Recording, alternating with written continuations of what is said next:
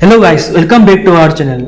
Guys, बचपन में जब हम रामायण की कहानी सुना करते थे तब हमें लक्ष्मण जी के मूर्छित होने पर कैसे हनुमान जी के संजीवनी बूटी ना मिलने पर कैसे पूरा पर्वत उठाकर लाया था, यह किस्सा तो याद होगा ही आपको। हनुमान जी एक ही रात में पहाड़ उठाकर वापस भी आ गए थे, तो आप इमेजिन कर सकते हो गाइस, उनका उड़ने की क्षमता बहुत तेज रहा होगा। गाइस, आज की इस वीडियो में हनुमान जी के उड़ने की रफ्तार के बारे में रामायण पर आधारित प्रमाणों से जानने की कोशिश करेंगे, पर हम आपको बता दें कि ये एक्यूरेट स्पीड तो नहीं होगा और हम अनुमान भी नहीं लगा सकते, क्योंकि हनुमान जी को एक अवतार के रूप में माना जाता है। और आप तो जानते ही होंगे कि हनुमान जी के पास अष्ट सिद्धियां भी है और उनमें से महिमा और लघिमा सिद्धि के शक्तियों के बल पर अपनी इच्छा शक्ति के अनुसार उसी समय एक स्थान से दूसरे स्थान तक पहुंच जाया करते थे और मनचाहा रूप भी धारण कर लिया करते थे, या फिर अपने आकार भी उन्हीं शक्तियों से बदल लेते थे। फिर भी गाइस, उस समय जो घटना घटित हुई उन तथ्य और आंकड़ों के अनुसार हमने ये जानने की कोशिश की है कि उस समय वो रफ्तार क्या रहा होगा जिससे कि हनुमान जी एक ही रात में संजीवनी बूटी लेकर आ गए। जब लक्ष्मण जी और मेघनाथ का युद्ध होने वाला था तब उससे ठीक पहले मेघनाथ ने कुलदेवी का तपस्या करना शुरू कर दिया था और मेघनाथ ने यह तपस्या पूरा दिन किया था। यह समाचार पाकर विभीषण जी ने श्री राम को बताया कि अगर मेघनाथ का तपस्या सफल रहा तो वो अमर हो जाएगा, इसलिए मेघनाथ का तपस्या भंग करना होगा किसी भी तरह से। उसके बाद हनुमान जी सहित बाकी वानर अपने गदा के प्रहार से मेघनाथ की तपस्या भंग करने में सफल रहे। फिर लक्ष्मण जी ने रात को ही मेघनाथ को युद्ध के लिए ललकारा।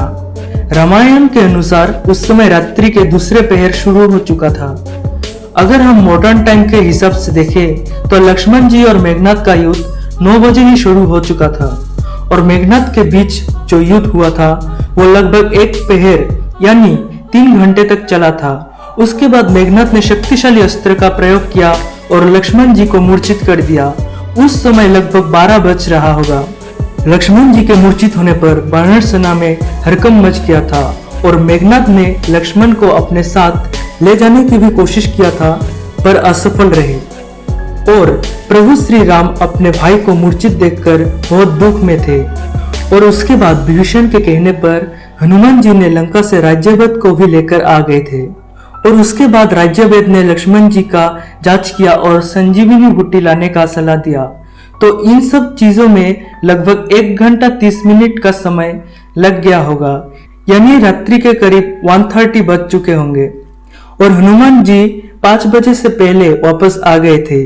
मतलब हनुमान जी 3 घंटे 30 मिनट में द्रोणगिरी पर्वत उठाकर आ गए थे।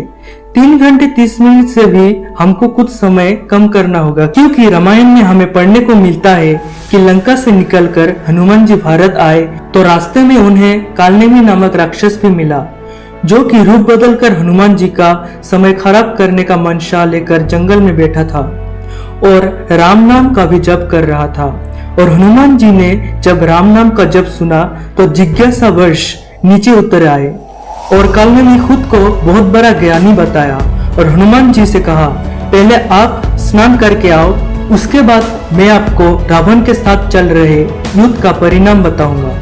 हनुमान जी उनके बातों में आ गए और स्नान करने चले गए। स्नान करते समय उनका सामना एक मगरमच्छ से हुआ, जिससे हनुमान जी ने मार डाला। फिर उस मगरमच्छ के आत्मा ने कालनेमी का सच्चाई हनुमान जी को बता दिया।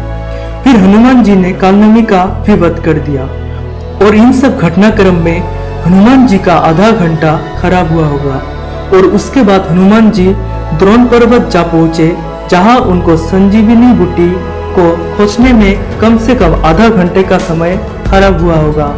फिर हनुमान जी संजीवनी बूटी ना पहचान पाने पर पूरा द्रोण पर्वत को उठा लिया।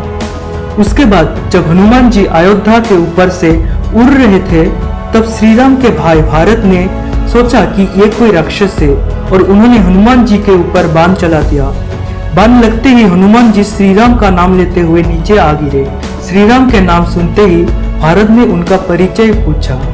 हनुमान जी को पूछने पर अपने बारे में और राम रावण युद्ध के बारे में बताया और लक्ष्मण जी के बारे में भी बताया और ये सब सुनने के बाद भारत रोने लगे और उनसे माफी मांगे और फिर हनुमान जी का उन्होंने उपचार किया और इसके बाद हनुमान जी फिर से लंका की ओर उड़ान भरे।